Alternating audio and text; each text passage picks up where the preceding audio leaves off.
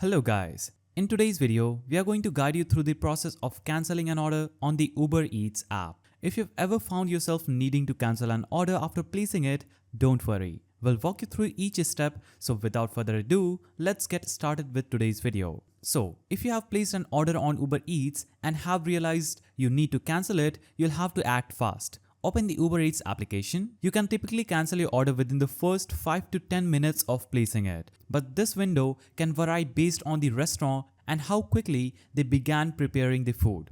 During this initial time window, you should have no issue canceling the order directly through the app. However, if too much time has passed and the restaurant has already started preparing your food, cancelling it might not be possible from the app anymore.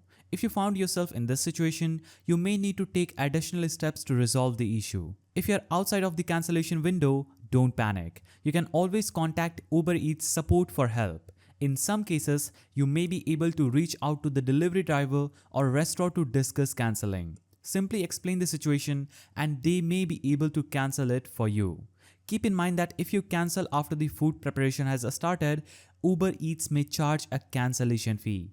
This is because the restaurant may have already started preparing a meal and by cancelling, the food could go to waste.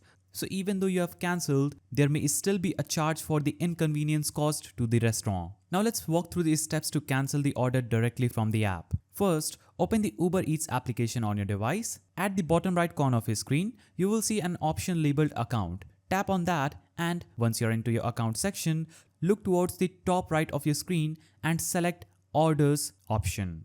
This will show you a list of all your current and past orders. From here, find the order that you want to cancel. Once you locate the order, simply tap on that order and you should see the option to cancel the order. Follow the prompts to confirm the cancellation, and if you are still within the allowable time frame, your order should be successfully cancelled. However, if the restaurant has already started preparing the food, you'll likely see a message indicating that the cancellation is no longer possible or that a cancellation fee will apply.